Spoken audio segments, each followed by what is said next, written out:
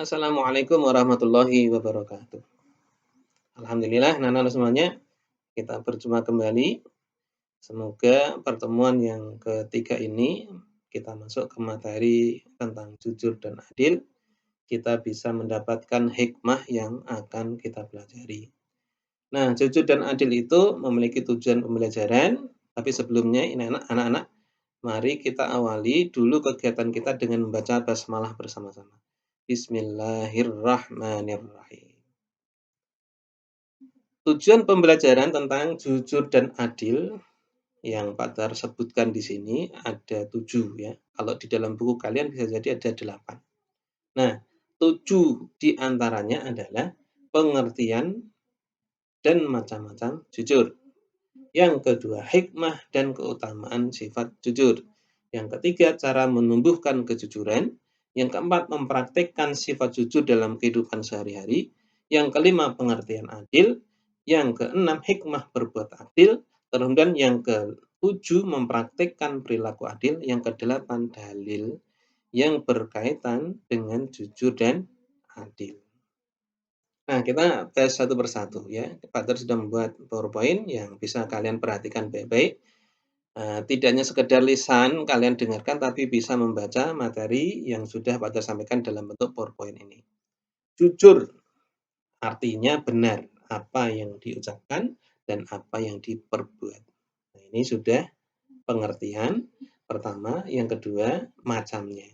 Jadi pengertian jujur adalah benar, macamnya apa? Ucapan dan tindakan. Kemudian jujur dalam bahasa Arab disebut as-sidqu. Orang yang jujur disebut shadiq. Orang yang memiliki sifat tabiat jujur ya, yang mendarah daging dengan kejujurannya tersebut disebut as-siddiq. Sebagaimana Abu Bakar as-Siddiq. Abu Bakar mendapatkan gelar as-Siddiq karena kejujurannya terhadap kebenaran. Karena kejujurannya ya mendukung sepenuhnya apa yang dilakukan oleh Rasulullah. Dia selalu membenarkan apa yang disampaikan oleh Rasulullah Shallallahu Alaihi Wasallam. Maka dia mendapatkan gelar as-siddiq. Orang yang pertama selalu membenarkan apa yang diajarkan oleh Rasulullah. Anak-anak semuanya, lawan jujur adalah dusta, bohong, ya, atau curang. Nah, dalam bahasa Arab disebut al-kidhbu. Ya, al-kidhbu. Orang yang berkata dusta disebut kadzib. Orang yang terbiasa dusta disebut kadzdzab. Sebagaimana Musailamah al-Kadzdzab. Perlu kalian ketahui siapa itu Musailamah al-Kadzdzab? Dalam sejarah kita kenal Musailamah al-Kadzdzab adalah sosok yang mengaku dirinya sebagai nabi pada masa di mana Nabi masih hidup, kemudian Nabi wafat, kemudian pada masa Abu Bakar As-Siddiq.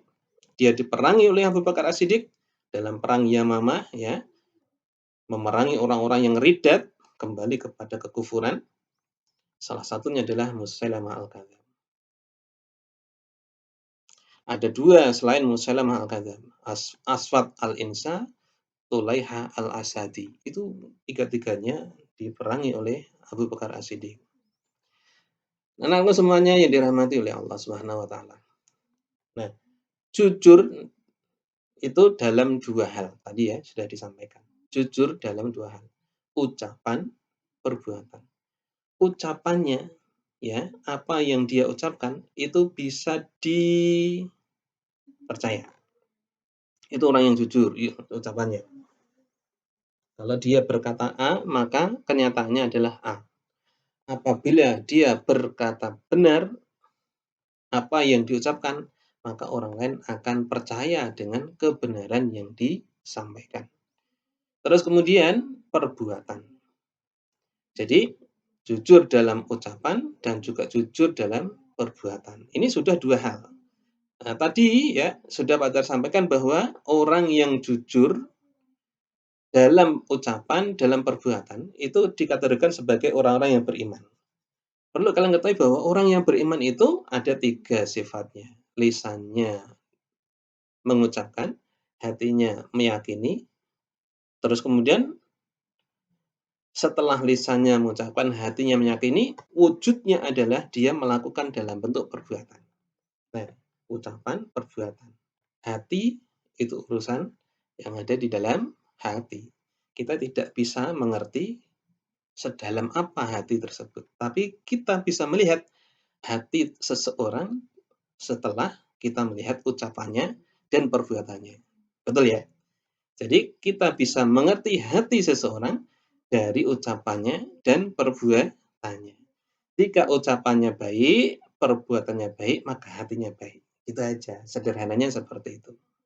Terus kemudian anak-anak semuanya yang dirahmati oleh Allah Subhanahu wa taala, di dalam hadis Rasulullah SAW menjelaskan seorang pedagang, ya, seorang pedagang itu kalau dia berbuat jujur, maka dia mendapatkan kesempatan, ya, di sisi Allah, yaitu berupa surga bersama orang-orang yang benar, bersama para nabi, bersama para syuhada. At-tajiru saduqul aminu ma'an nabiyyina as-siddiqina asy-syuhada. Oleh karena itu, jadilah pebisnis yang jujur. Jadilah pedagang yang jujur. Jadilah hakim yang jujur. Jadilah hakim yang adil. Seperti itu anak-anakku semuanya. Terus kemudian Allah lewat Rasulnya, ya, lewat hadisnya menegaskan pula, man ghassa falaisa minni. Rasulullah bersabda, barang siapa, ya, yang curang, maka dia bukan dari golonganku. Karena golongan Nabi Muhammad SAW itu bukan orang yang curang, tetapi orang yang adil, orang yang jujur. Jadi kalau kalian ingin menjadi golongannya Nabi Muhammad SAW, jauhi sifat curang, jauhi sifat tidak adil, jauhi sifat tidak jujur. Apalagi di dalam pemilu, nah, dikurangi. 11 tambah 11, ada berapa? 1111. Wah, mantap. 1 tambah 1 sama dengan 11. Wah, itu kan curang. Harusnya 1 tambah 1 sama dengan 2. 11 tambah 11 sama dengan 22, tetapi karena kecurangannya, maka tangannya membuat, ya, memanipulasi suara sehingga yang asalnya banyak menjadi sedikit, yang asalnya sedikit menjadi banyak karena dimanipulasi. Oleh karena itu orang yang jujur, hati-hati. Dia akan mendapatkan ancaman nanti di akhirat berada di nerakanya Allah Subhanahu wa taala. Nauzubillah min dzalik. Untuk selanjutnya anak-anak yang perlu diperhatikan dalam hal kejujuran, ya, usahakan kejujuran tersebut itu dalam segala hal, baik yang kecil, yang besar, maupun yang ringan, maupun yang berat, ya. Kemudian yang kedua, tidak bohong walaupun dalam bersendau gurau. Bercanda tapi bohong, jangan, ya.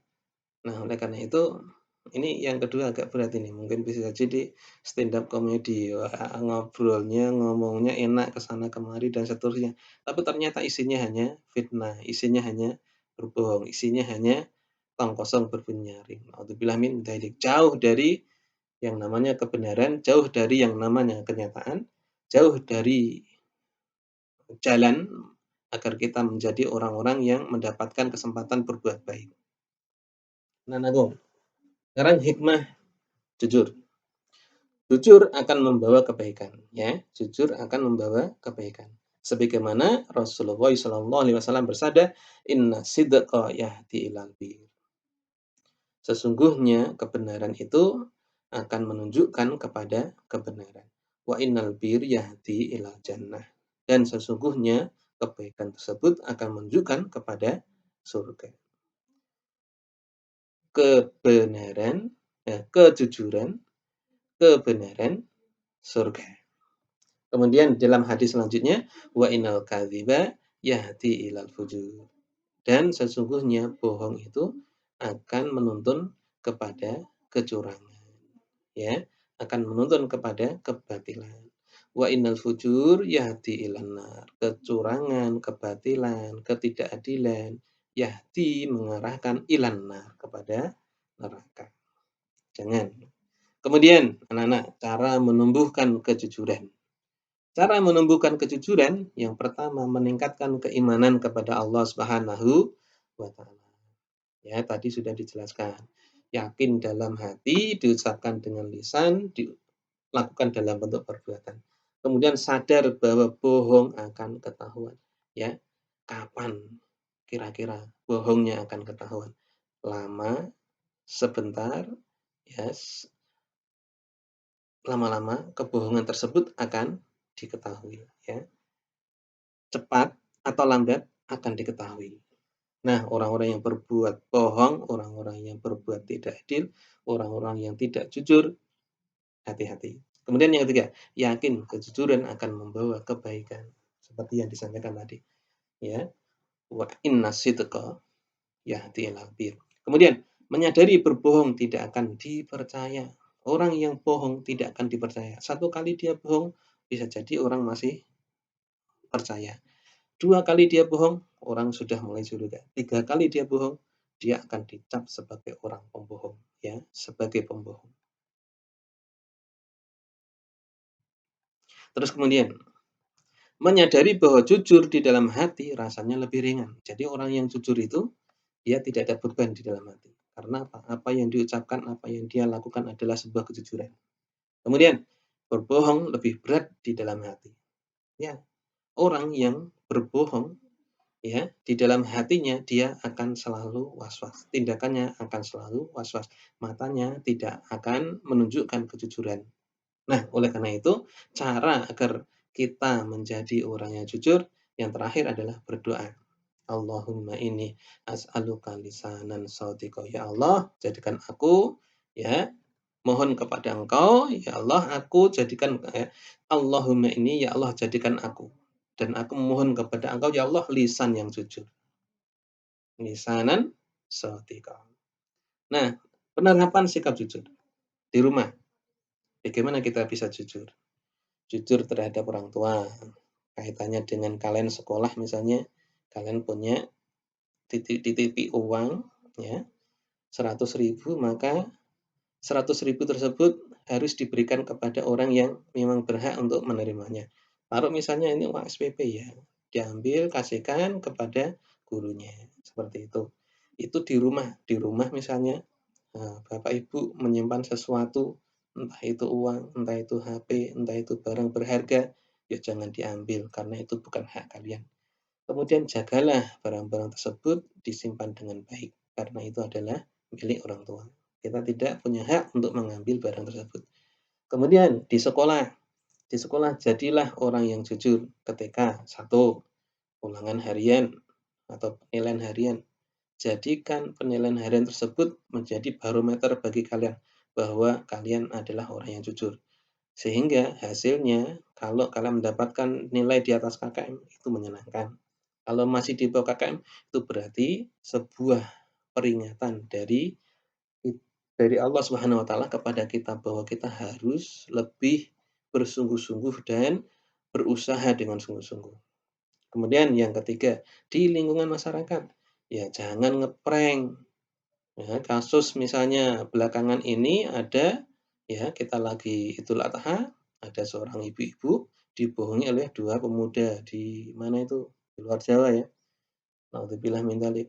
Isinya itu adalah sampah. Bu, ini 5 kilo isinya daging. Ternyata sampah. Naudzubillah min dzalik. Itu bohong itu, menyakiti orang. Naudzubillah min dzalik. Di lingkungan, kalau kita misalnya menemukan uang, ya, kita ambil uang tersebut diberikan kepada orang yang berhak. Orang yang berhak siapa? Kepolisian yang tahu bisa mencari uang tersebut miliknya siapa. Kalau ada alamatnya, kasihkan, dan seterusnya. Ya. Anak-anak semuanya, hikmah jujur. Hikmah jujur akan membawa ketenangan. Orang yang jujur itu akan tenang hatinya. Sedangkan dusta akan membawa keraguan dan was-was. Yang ketiga, pahalanya mengalir setiap saat. Itu orang yang berbuat jujur. Karena kejujuran tersebut menjadi sebuah benih. Sehingga benih tersebut jika ditanam, dia akan tumbuh, dia akan berbuah. Begitu juga sebaliknya, orang yang bohong pun dosanya akan mengalir. Sehingga kita kenal namanya pahala jariyah dan dosa jariyah. Pahala jariyah kita berbuat baik, ya, kebaikan tersebut kita lakukan, kita ajarkan, orang lain yang diajarkan melakukannya, maka nilai kebaikan yang kita lakukan kepada orang tersebut dan nilai kebaikan yang dilakukan oleh orang tersebut kepada orang lain itu akan selalu mendapatkan nilai kebaikan yang sama. Jadi taruh misalnya kita mengajarkan dapat pahala 10, ya, satu kebaikan 10 kebaikan. Orang yang diajarkan tersebut melakukan perbuatan yang sama seperti yang kita ajarkan, dia mendapatkan 10 kebaikan. Satu kebaikan nilainya 10 kebaikan. Satu amal soleh 10 kebaikan. Nah, kita mendapatkan pahala yang sama seperti yang dia lakukan. Nah, bayangkan kalau perbuatan kebaikan tersebut dilakukan oleh banyak orang, maka pahalanya mengalir setiap saat.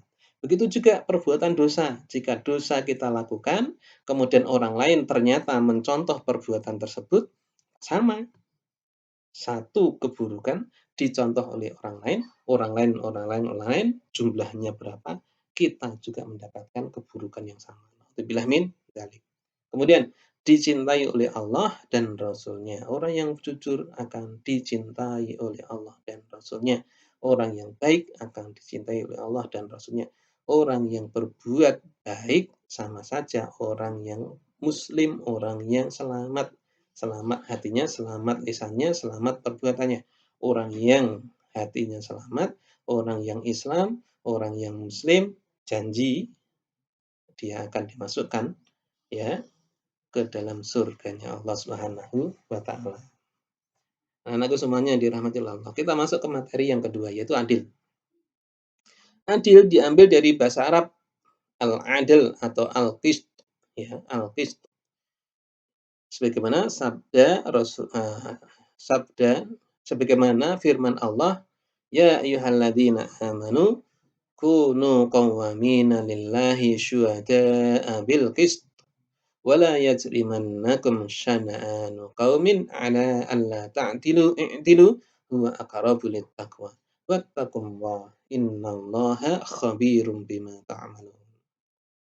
Yang artinya, wahai orang-orang yang beriman, hendaklah kamu jadi orang-orang yang selalu menegakkan kebenaran karena Allah.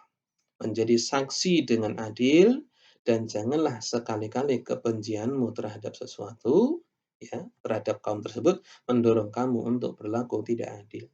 Berlakulah adil karena adil itu lebih dekat kepada takwa. Dan bertakwalah kepada Allah. Sesungguhnya Allah Maha mengetahui apa yang kamu kerjakan. Jadi orang adil itu lebih dekat kepada takwa. Perlu kalian ketahui bahwa takwa definisi sederhananya adalah menjalankan perintah, menjauhi larangan. Ingat, ya, bertakwalah kepada Allah, bukan bertakwa kepada yang lain. Menjalankan perintah, menjauhi larangan Allah maksudnya. Jadi bertakwalah kepada Allah. Berarti menjalankan perintah Allah, menjauhi larangan Allah. Sesungguhnya Allah Maha mengetahui apa yang kita kerjakan. Anakku semuanya, macam-macam berbuat adil. Adil terhadap Allah. Kita sebagai hamba Allah, kita harus adil. Adilnya adalah kita diciptakan, maka kita harus menjalankan perintahnya, menjauhi larangannya, menyembahnya, dan menjadikan negeri ini makmur karena perbuatan tindakan kita. Jadi hamba yang menyembah, jadi khalifah yang bisa membawa nilai-nilai kebaikan, membawa kemakmuran kepada masyarakat atau bumi ini. Kemudian terhadap diri sendiri, ya, kita harus adil. Kita punya jasmani, kita punya rohani, ya. Kita punya jasmani, maka jasmani tersebut punya hak untuk mendapatkan asupan, olahraga, makanan, minuman. Rohani harus adil pula, dia harus mendapatkan asupan makanan berupa nasihat, ya, agama, kebaikan, keadilan, ya, kemurnian. Kemurnian dalam arti kasih sayang, ya, cinta kasih dan seterusnya. Itu jasmani dan rohani harus dipenuhi. Adil terhadap diri sendiri. Adil terhadap diri sendiri contoh yang lain, ya kita harus mengerti bahwa perbuatan sia-sia, perbuatan menzolimi diri kita sendiri itu juga dosa. Bunuh diri kah? Tidak makan sampai berlarut-larut kah? Atau berulah terlalu berkepanjangan? Atau istirahat yang terlalu berkepanjangan? Itu juga tidak baik. Nah, yang ketiga terhadap orang lain. Kita harus berbuat adil terhadap orang lain. Kita ini punya hak, punya kewajiban, ya. Kita punya hak, punya kewajiban. Kita, ya contoh sederhana ini, misalnya Pak Tohar punya kewajiban mengajar kalian. Tapi Pak Tohar juga punya hak. Apa haknya? Berhak didengarkan. Ya.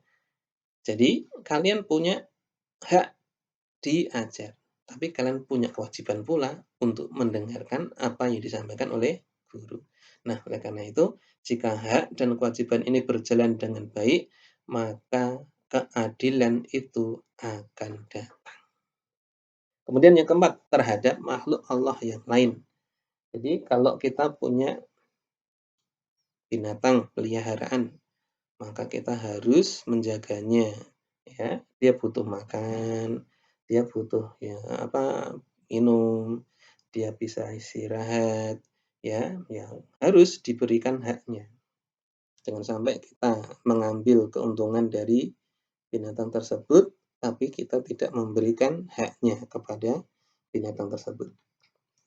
Penerapan sikap adil anak-anak di rumah, ya. Bagaimana kita adil terhadap orang tua kita. Kita sudah diberi pendidikan, ya kita harus mengikuti apa yang diperintah oleh orang tua kita. Kita sudah dibesarkan, ya kita harus bersyukur kepada orang tua kita dengan penuh kasih sayang. Di rumah kita ini harus berbuat adil. Orang tua sibuk, kita bantu. Orang tua sakit, ya kita harus menjaganya. Orang tua kita butuh pertolongan, kita tolong. Nah, di situ adalah keadilan berada di rumah. Bagaimana sikap kita sebagai anak, sebagaimana sikap ya terhadap orang tua kita.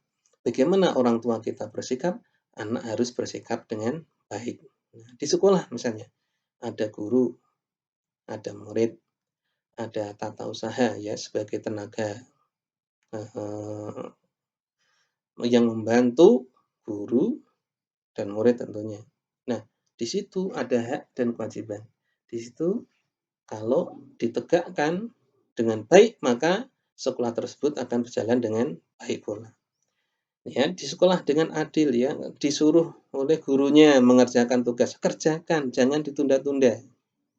Ya, ulangan harian, kerjakan dengan baik yang sebelumnya kalian belajar dengan sungguh-sungguh. Gitu. Terus kemudian jika disuruh untuk melakukan sesuatu kerjasama, laksanakan penuh dengan kebaikan dan kerjasama yang baik. Kemudian di masyarakat yang adil bagaimana? Kita sebagai bagian dari makhluk sosial, maka kita harus menjaga keadilan tersebut. Ya, contoh misalnya kita ingin lingkungan bersih, masa kita tidak mau kerja bakti? Ya, harus kerja bakti agar lingkungan bersih. Itu namanya adil. Kita membutuhkan tenaga, ya, jasa orang lain. Nah, kalau orang itu bekerja, ya kita harus membayarnya. Itu namanya adil. Contoh sederhana misalnya, suatu saat kita itu dibantu, maka suatu saat lagi kita juga harus mau membantu. Jika kalian ingin dihargai, maka hargailah orang lain. Jika kalian ingin dihormati, maka hormatilah orang lain. Jika ingin mendapatkan kasih sayang, maka tebarkan kasih sayang tersebut. Maka di dalam Islam, tebarkan salam. Assalamualaikum. Maka kita akan mendapatkan jawaban lebih banyak. Kita hanya mengucapkan sekali, bisa jadi yang menjawab banyak orang.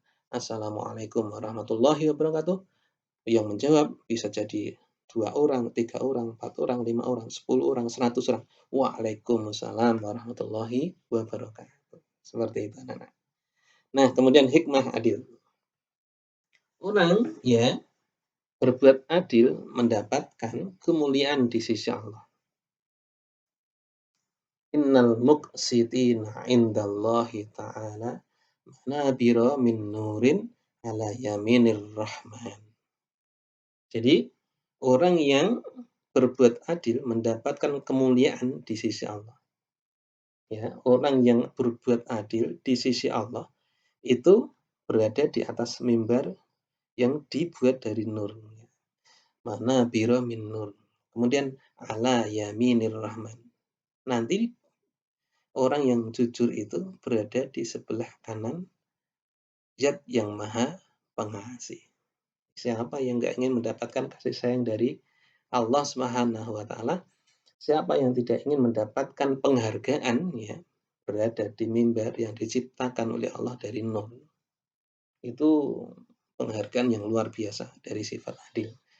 Kemudian yang kedua, adil adalah sedekah. Wa ya'dalu bainan nasi sedekah.